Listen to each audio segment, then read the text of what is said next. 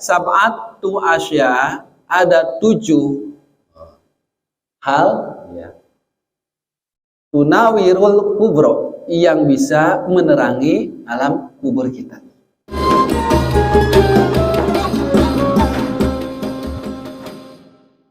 Surat Al-Ghafir ya, ayat yang ke-46. Allah Subhanahu wa taala menjelaskan an-naru yu'raduna 'alaiha guduwan wa asya. An-naru, neraka, yu'raduna, yang akan membakar itu diperlihatkan, 'alaiha, kepada orang-orang yang ingkar, guduwan itu pagi, wa asyan, dan sorenya. Jadi ketika di dalam kubur saja udah diperlihatkan siksaan neraka. Masuk nerakanya mah belum, tetapi diperlihatkan sesuatu yang akan menyiksa, udah tersiksa seperti itu pun. Sekarang di sini bahasanya guduwan wa asya, sobahan wa masaan, pagi dan petang di dalam kubur udah diperlihatkan tentang neraka akan tersiksa gak? Dan itu masa yang akan kita hadapi, yang entah berapa lama lagi. Sudah siap enggak kita ini? Apalagi nanti yang yuroduna ila azabin habib, setelah di alam kubur, baru nanti di akhirat, di nerakanya itu dikembalikan kepada siksa yang sangat pedih. Di dalam Nasoihul Ibad, bagaimana nih ya kita supaya selamat di dalam kubur? Di dalam Nasoihul Ibad diterangkan, kalau kita ingin mendapatkan ketenangan, ketentraman, atau nikmat kubur dan dijauhkan dari siksa kubur, bukan sekedar kita berdoa, Allahumma inni a'udzubika min adzabil qabri wa min adzabinar. Bukan itu saja. Tapi apa yang harus kita lakukan sekarang di dunia? Langkah-langkah yang mudah-mudahan kita semua selamat dari siksa kubur. Sab'atu asya, ada 7 hal ya, tunawirul kubro, yang bisa menerangi alam kubur kita. Yang pertama, al-ikhlasu fil ibadati, ikhlas di dalam ibadah. Ya, tahapan pertama kalau kita ingin mendapatkan cahaya di dalam kubur, kenikmatan kubur, yaitu ikhlas di dalam ibadah. Sehingga ayat-ayat yang Allah jelaskan di Madinah, ketika ada bahasa ubudu, beribadahlah kepada Allah. Sementara orang waktu itu udah ibadah, maka ulama-ulama ahli tafsir mengartikan ubudu di sana adalah wahidu, esakanlah. Ya ayuhan nas ubudu rabbakumul ladzi khalaqakum, wahai manusia, ubudu, beribadahlah. Tapi maksudnya di sana adalah esakanlah. Jadi ikhlas di sini adalah mengesakan Allah. Jadi lillahi ta'ala, enggak ada sebab yang lain. Karena khawatir seiring waktu kita pun bergeser. Yang dulunya mungkin ibadah hanya karena Allah, kadang bergeser ibadahnya untuk kemajuan usahanya, ibadahnya ingin dilihat oleh orang lain, ibadahnya ingin didengar oleh orang-orang lain. Kan udah riya, udah sum'ah, dan niatnya bukan lillahi ya. Bukan lillah semata, harus lillahi karena Allah. Toh kita pun mengikrarkan, mengucapkan, kita ucapkan setiap sholat kita, inna sholati, sesungguhnya sholatku, wa nusuki, ibadahku, wa mahyaya, hidupku, wa mamati, dan matiku, kita ucapkan lillahi rabbil alamin. Nah, apa yang ada di dalam lisan ini coba kita buktikan juga dengan perbuatan kita, sehingga amalan kita sehari-harinya pun hanya tujuan karena Allah semata. Dan ini poin yang pertama. Dan dikatakan poin yang pertama pun karena ibadah-ibadah yang lain pun bisa saja nilainya rusak ketika keikhlasannya tiada. Coba kalau kita perhatikan surat Al-Ikhlas pun tentang keesaan Allah kan. Nama suratnya malah Ikhlas. Bunyinya bagaimana? Qul huwallahu ahad. Allah yang esa. Kita katakan Allahu somad, Allah tempat bergantung. Benar gak kita? Tempat bergantung kita hanya kepada Allah. Soalnya banyak kita yang bergantung bersandar kepada manusia. Sehingga ketika bergantung bersandar kepada manusia, kemudian nggak berhasil, muncul kekecewaan. Nah ini, apa yang kita ucapkan tuh coba kita buktikan dengan perbuatan kita sehari-hari. Hikmahnya apa tadi? Udah jelas, ketika kita mendapatkan nikmat kubur, insya Allah berarti langkah berikutnya pun akan mendapatkan kenikmatan kembali. Langkah apa? Wasani, dan yang kedua birrul walidain. Yang kedua itu adalah berbakti kepada kedua orang tua. Beramal baik kepada orang tua.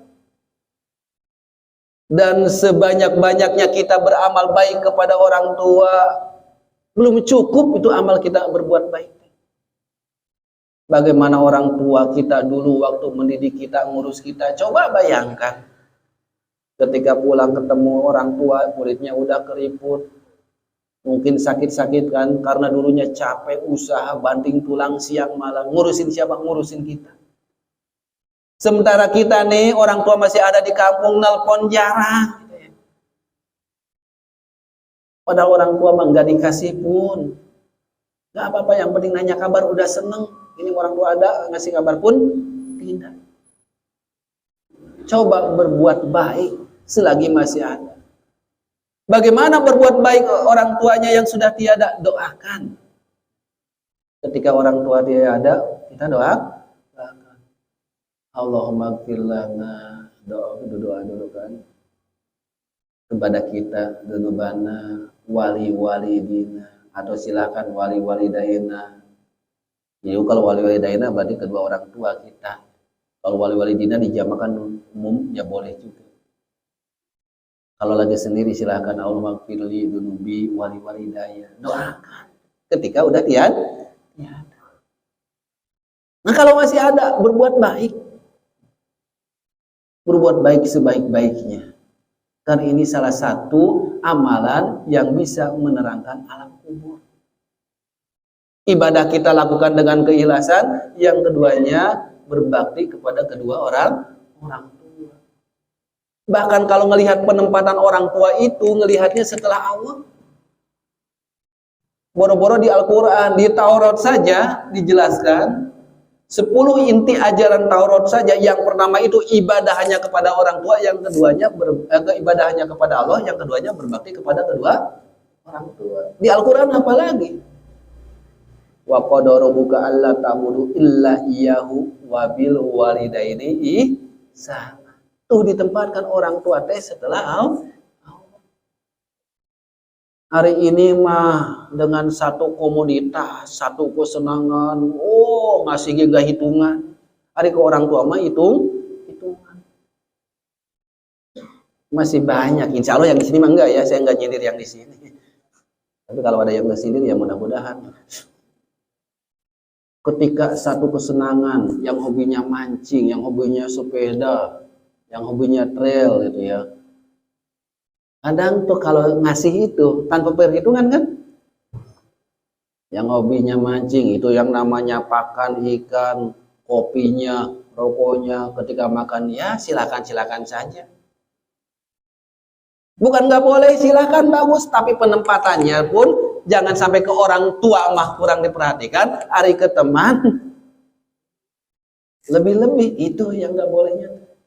Ada tahapannya. Allah, setelah Allah perhatikan orang tua, kemudian kerabat, akrobin ya, gitu kan, anak yatim, fakir, miskin, baru tuh nanti ke sahabat-sahabat, sepekerjaan, sejawat, silakan, tapi tahapannya jangan diloncat, kan ditempatkan. Kan yang pertama di sini pun sama, penerang kubur pun pertama ikhlas ibadah hanya kepada Allah, yang keduanya coba perhatikan orang tua. Dan ujian mungkin bagi kita yang namanya orang tua, usia semakin tambah, kerewelannya pun nambah ya. Hati-hati lah ujian karena amalnya sangat besar. Kalau ngomong pelan-pelan, ngomongnya apa? Iya, ngomong teh pelan-pelan. Dinaikin teh suara, iya gening bentak-bentak kamu teh. Ngerasain ada yang gitu. Bawa makanan kayak anak kecil lagi. Nggak ditawarin, nggak dikasih pundung kayak anak kecil lagi gimana? Kok kenapa seperti itu? Karena ujian dan juga nilainya sangat besar. Wasalisu dan yang ketiganya silaturahim, yaitu silaturahim. Ini salah satu jalannya. Kita tuh di samping mencari ilmu, ini pun bentuk silaturahmi kita. Karena kita yakin kesibukannya berbeda-beda. Di hari-hari maka kehidupan kita sehari-hari ketemu pun jarang. Maka salah satu tempat ketemu yaitu di masjid. Maka kita berusaha sholat berjamaahnya, kita berusaha untuk taklimnya. Kalau enggak kita seperti itu, kadang dengan tetangga yang di samping rumah pun kapan ketemunya? Dari Senin sampai Sabtu kerja di perusahaan, di hari Ahad, hari Minggu udah capek, cina ingin rekreasi, jalan-jalan, ujung-ujungnya mah tiap hari keluar gak ketemu sama tetangga. Dan Rasulullah SAW, kenapa dahulu kita Rasulullah SAW sering ya mendengar di dalam sejarah ketika sholat, ya sholat awalnya menghadap kiblat, kemudian balik arah ya. Balik arah itu sampai bagaimana? Awalnya gini, kemudian balik arah ini. Ngelihat kan, ngecek. Karena udah biasa berjamaah bareng-bareng, jadi kalau nggak datang teh ketahuan. Karena mengapa? Ajang silaturahmi gitu. Khawatir bagaimana jamaah kita ada yang sakit nggak tahu gitu ya. Kan kalau udah saling berjamaah bareng-bareng kita sering silaturahmi, ketika nggak ada teh jadi pertanyaan. Mana ya Pak Haji teh nggak ada? Jadi pertanyaan kan? Dan bapak-bapak pun sudah tahu kenapa sihnya Pak DKM teh nggak ada. Oh lagi shift 2. Nah itu kan tahu karena kegiatannya tahu. Tetapi ketika nggak ada kabar, bagaimana? Ke masjid enggak? Nah itu ya faidah-faidah keutamaan dari silaturahmi. Ar-rabi'u yang keempatnya allayudi'a umruhu fil ma'siyati, yang keempatnya ar-rabi'u allayadi'a jangan menyia-nyiakan umruhu usianya, umurnya fil ma'siyati dalam maksiat. Jadi usia kita yang entah berapa lama lagi. Mungkin ada yang setahun lagi, mungkin ada yang seminggu lagi, kita nggak tahu kan. Bahkan kalau udah seusia Rasul mah udah dapat bonus kita teh. Dan saya sering katakan usia Nabi Muhammad itu nggak lama-lama, beda dengan orang-orang terdahulu. Sampai Rasul katakan untuk ukuran usia umat Nabi Muhammad itu antara 60 dan 70 tahun. Sedikit yang lebih dari 70 mah, banyakan yang kurang dari 60. Ya khawatir kita pun yang kurang dari 60. Usia udah berapa lama lagi? Maka dengan bahasa tadi Allah yudia, jangan kau sia-siakan umur kita. Bahasa sia-sia itu kan berarti sesuatu yang tidak digunakan untuk ibadah. Nanti mah kalau udah ruh kita misah dengan jasad kita, kita tuh meminta kepada Allah, ya Allah pulangkan ke dunia sebentar saja, sedetik saja. Sedetik pun kita harapan ingin kembali, sementara sekarang 1 jam waktu kita lewat baca Quran enggak. Ta'lim enggak. Padahal ta'lim itu 1 jam saja seperti memerdekakan 1000 budak. Ta'lim itu mempermudah jalan menuju surga. Banyak nilainya. Silaturahmi seperti apa nilai kebaikannya. Kita sia-siakan. Banyak yang menyanyiakan waktu kalau kita perhatikan. Mungkin kita sendiri, kita nggak perlu lihat orang lain. Kita nggak perlu memperhatikan orang lain. Kita nih sendiri, saya sendiri menyanyiakan waktu. Enggak, dari tadi bangun sampai sekarang deh mau tidur lagi. Khawatir bangun pagi yang harusnya ada waktu baca 1-2 ayat karena Quran itu bacanya saja dapat nilai kebaikan. Ini maaf, cuma nongkrong ngopi sekalian pegang HP, di dalamnya teh ada Quran, dibuka naon YouTube. YouTube di dalamnya itu ada sebenarnya pengajian ustaz-ustaz kiai gitu YouTube. Dibukanya apa HP teh? Main game nih. Sekolot-kolot main game. TikTokan. Sia-sia waktu kita tuh. Yang kelimanya wal homisu, dan yang kelimanya ayatabi'a alayatabi'a hawahu.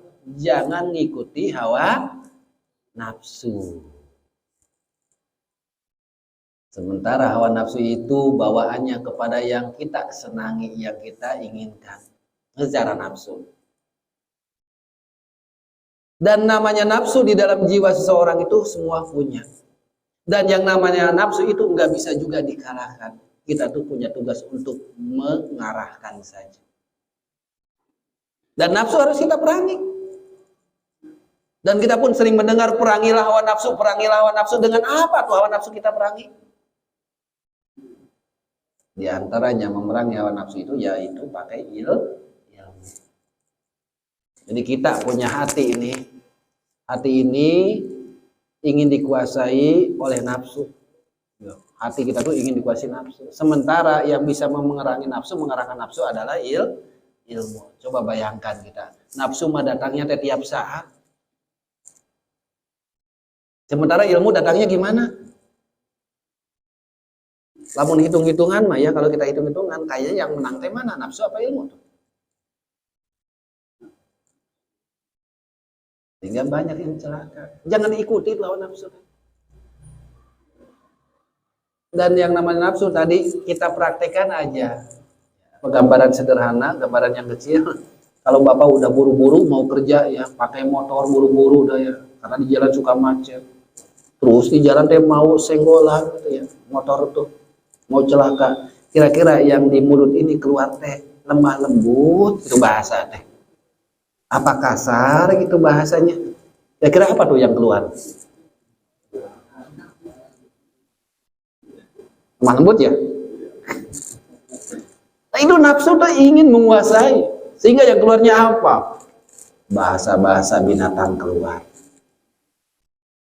Padahal kalau ilmunya udah menguasai jiwa kita, kita akan berpikiran lewat ilmu kita. Ini nggak lepas dari kodok dan kodar. Yakin nggak lepas dari kodok dan kodar? Tapi kadang ingatnya itu ke sana duluan, apa ke nafsu duluan tuh ya? Nafsu biasanya ya. Udah sok dibiasakan udah bapak. Ya kan? Sampai helm dibuka, mau dipukul kan? Kita mudah-mudahan kita pun adalah orang-orang yang bisa mengarahkan nafsu kita. Jangan selalu mengikuti hawa nafsu.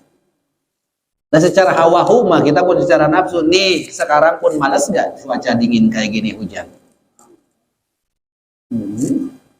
Iya kan? Dari maghrib bisa baru sebentar cinta dia nongkrong udah tariri sore ya berangkat lagi. Udah hujan gede gitu kan? Tapi subhanallah Allah langkahkan kaki kita, maka tinggal bersyukur. Ketika bersyukur Allah akan kasih nikmat yang lain. Mungkin nikmat yang lainnya bisa bangun malam.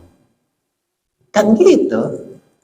Dan hidup kita di dunia cuma seperti itu aja, terus menerus usaha maksimalkan. Berat ya berat. Kenapa berat?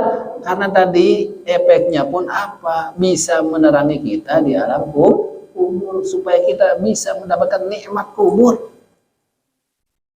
Maksimalkan sekarang, jangan sampai penyesalan nanti akan datang. Kalau udah digotong mah tuh tetap kita tuh akan masuk alam kubur. Walaupun teriak-teriak, amang turunkan saya di sini, amang turunkan di sini. Tetap ya kan masuk. Sebelum fase itu datang, coba berubah kita tuh. Dan kalau kita enggak mau berubah, ya kapan? Kalau enggak sekarang, ya kapan lagi? Ini perubahan itu adalah dari diri kita sendiri. Kita nggak talim kayak gini, mah berkumpul kayak gini, ini mah sarana aja. Yang ingin kita rubah itu adalah keinginan yang ada di dalam diri kita masing-masing. Ada nggak keinginan untuk berubah? Kalau selamanya nggak pernah untuk misalkan berjamaah, ya nggak akan selamanya bisa berjamaah. Kalau selamanya diri kita udah nggak mau ikut ta'lim pengajian, ya selamanya nggak akan ikut. Itulah nafsu kita yang selalu mengajak kepada keburukan. Mudah-mudahan kita pun tadi adalah orang-orang yang bisa memerangi hawa nafsu. Itu yang kelima. Yang keenamnya asadisu, dan yang keenamnya ayajtahida, bersungguh-sungguh pitoati di dalam ketaatan. Bagaimana maksudnya sungguh-sungguh di dalam ketaatan?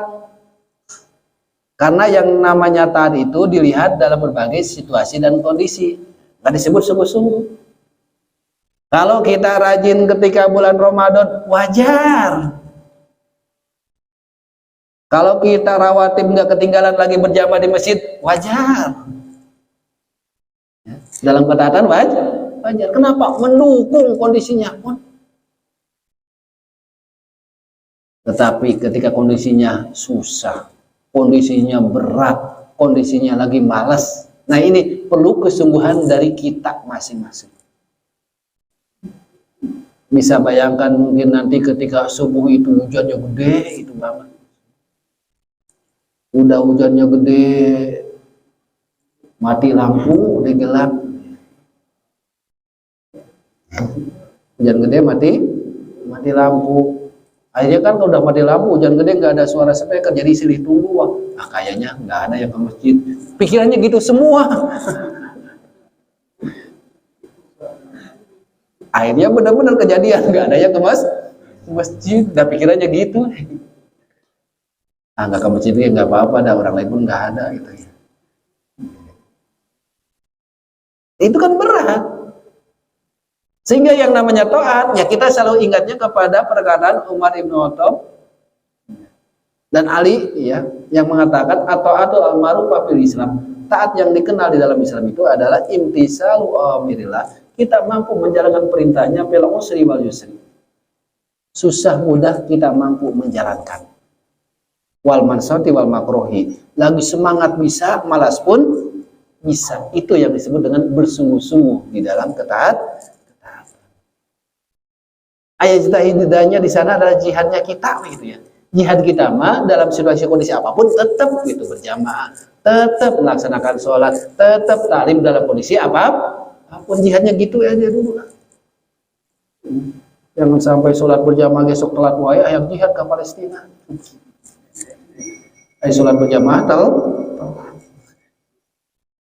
di sini pun ayat jihad pitoat, namanya ketaatan kan banyak. Terutama kehidupan kita yang sehari-hari.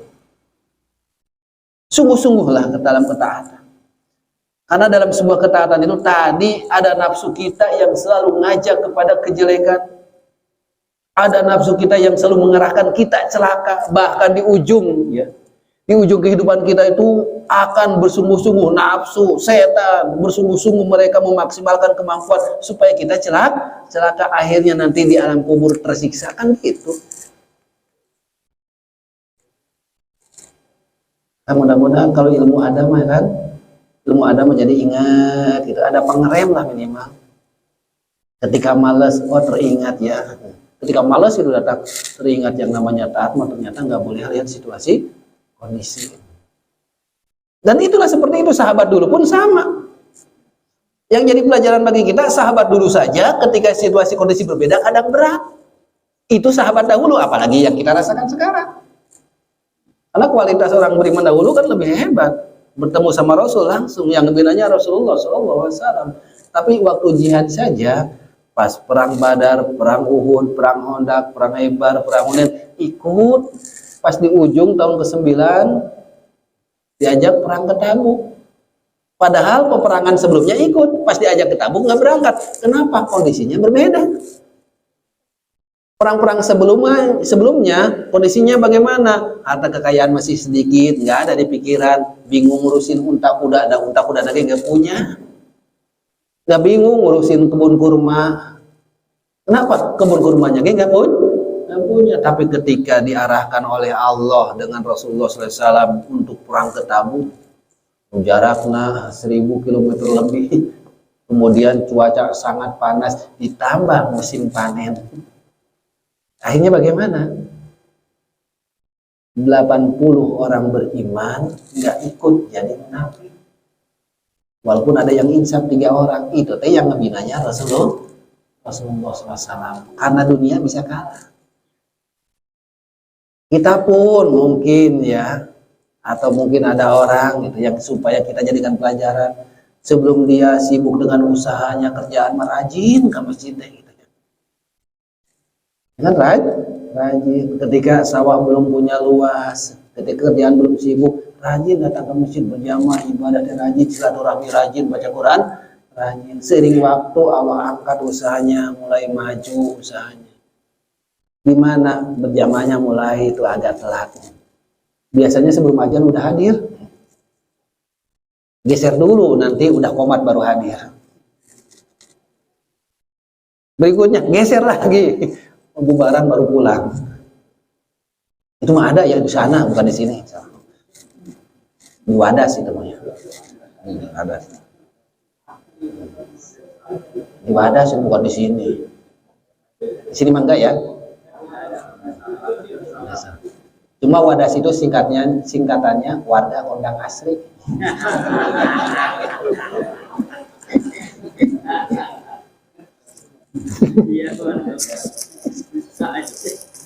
Wadas daerah saya, Wadas mah. Cuma itu bisa disingkat warga kondang asri. Enggak lah, yang enggak cuma bercanda.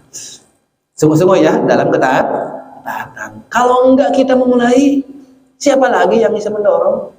Orang ngomongin terus-menerus ke telinga kita masuk informasi, kalau kitanya nggak mau bergerak, nggak akan bisa berubah.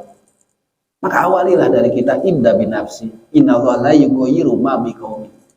Kita nggak akan berubah kalau kitanya nggak mau merubah. Coba awali dari hal yang sederhana, karena dari hal yang sederhana nanti Allah ngarahkan kepada ketaatan-ketaatan yang lain. Sehingga Rasul itu ajarkan dari hal yang sederhana kan. Yang sederhananya mulai dari makan, minum diajarkan. Ya kita ikuti dari hal yang sederhana itu akan selalu meningkat kepada hal yang lebih besar dan lebih besar. Maka kita pun sama lah ya. Sungguh-sungguh dalam ketaatan. Jangan sampai waktu sisa kalau bisa.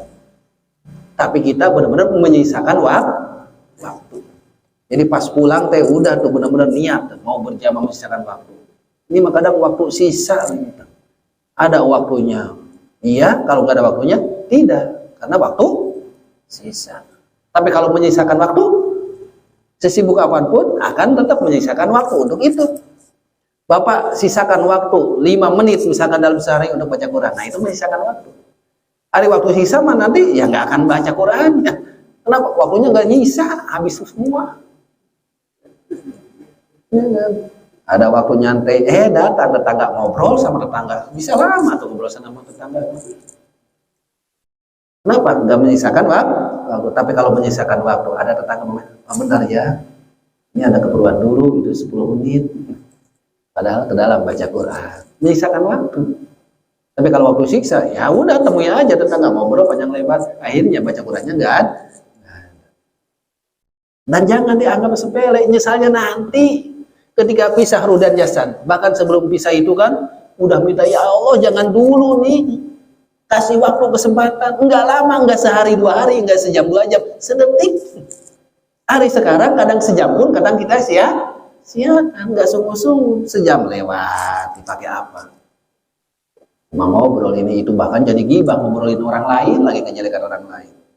Mending kalau ngobrolnya ilmu agama diniyah, ada nilai juga. Ini malah ngobrol masih ya. Awalnya ngobrolnya bagus masalah masjid pembangunan, ujung-ujungnya masih banyak ke masjid jarang ini. Jadi masih gitu. Awalnya bagus ngobrolin masjid, kira-kira dikiranya tuh mau ngobrolin masjid deh masalah pembangunan supaya lebih lancar bagaimana. Ini malah ngomongin kejelekan seseorang, janganlah. Nah itu contoh juga ya, bukan di sini tadi di Wadas.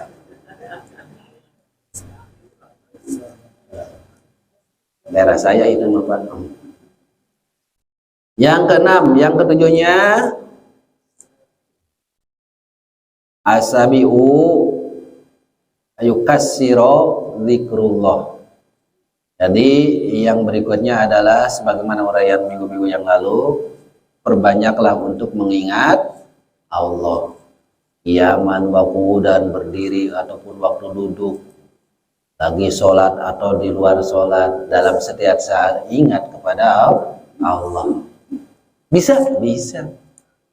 Bahkan yang dipandangan tentang ilmu tasawuf kan pandangannya kemanapun kau melihat, di sanalah wajah Allah. Dia akan teringatnya. Ngelihat mungkin binatang kayak capung, kupu-kupu yang kecil, akan ingat, oh ini indah, siapa yang memberikan keindahan. Jadi langsung ingatnya kepada Allah. Yang gitu kan, di jalan mau kerja itu ya, di depan melihat perempuan yang cantik, ingatnya ke mana kan? Halo ya. Pak Haji kita ke Allah. Nah itu dia diharapkan. Jadi bukan sekedar hari dikir lisan nama bagus itu ya, pada sholat zikir, majlis zikir ikut, hari pas melihat sesuatu nggak ingatnya kau. Nah untuk bisa kayak gitu kita mulai dari yang sederhana. Mau makan kan diajarkan mengucap basmalah. Bahkan dalam hadis sudah jelas kan, kullu amrin libalin la yubda bil basmalah fa wa aqta ajdam wa abdan. Setiap amal baik kalau nggak diawali dengan basmalah kan seperti binatang yang terputus ekornya, seperti penyakit cacar, seperti sebuah ya kerugian. Maka awali basmalah. Ketika basmalah kan ingat tuh, ada makanan, ada berasnya yang sudah jadi nasi, ada lauk pauknya, berpikiran tuh, jadi zikir kepada Allah, ingat kepada Allah. Akhirnya nanti makannya benar-benar akan bersyukur, nikmat makannya pun. Ya.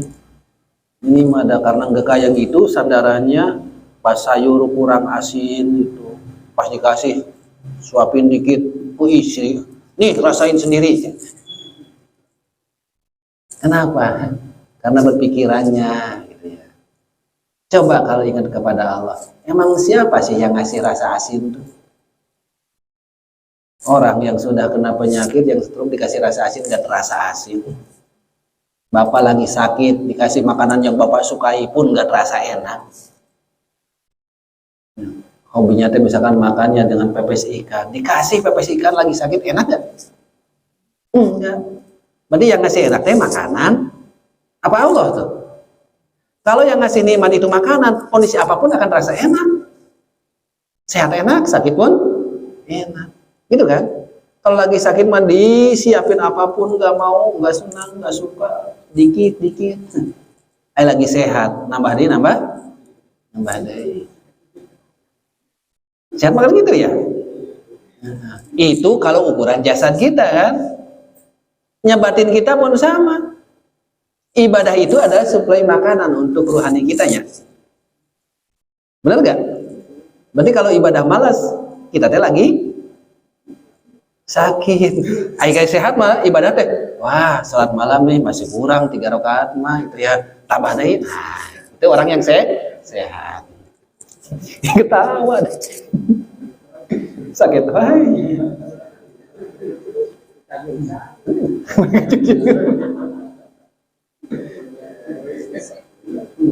Baca Quran baru 1 lembar baca Quran.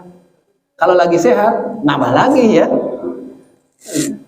Ini mau udah baca, mau niat selembar saja udah setengah lembar. Nah berarti lagi sakit. Nah itu yang ngecek bapak sendiri aja itu. Kurang padas. Ya secara dohir saja gitu kan tadi. Ikan segala macam itu jadi enak, dipepes enak, digoreng enak. Lagi sehat mah pengen nambah. Tapi ketika sakit mah dikasih apapun nggak mau, dikit. Ya berarti ruhani kita pun sama. Kalau itu mah dohir mah dengan pepes ikan, batin mah dengan ibadah. Kalau lagi sehat, nambah lagi. Kurang nih, cuma rawatin tuh. Tambah sunah-sunah yang lain, sunah mutlak perbanyak. Nah, dari ayat tadi supaya kita selamat di dalam kubur. Kenapa? Karena orang yang akan disiksa tadi kegelapan dalam kubur itu, malah pagi dan sorenya itu diperlihatkan siksa neraka. Tersiksa seperti itu pun. Mudah-mudahan tadi tahapan yang diberikan nasihat untuk hamba-hamba Allah Mudah-mudahan kita bisa jalankan. Mudah-mudahan kita dimampukan oleh Allah Subhanahu wa taala. Ini pun saya sampaikan dalam rangka menasihati diri sendiri ya. Ketika saya uraikan, saya pun jadi ingat kembali. Dan khusus menyampaikan, dan mudah-mudahan bagi bapak-bapak yang mendengarnya pun mudah-mudahan bermanfaat ya. Usi nafsi wa yakum. Nah, kita tutup dengan doa. Setelah itu ya kalau ada waktu untuk tanya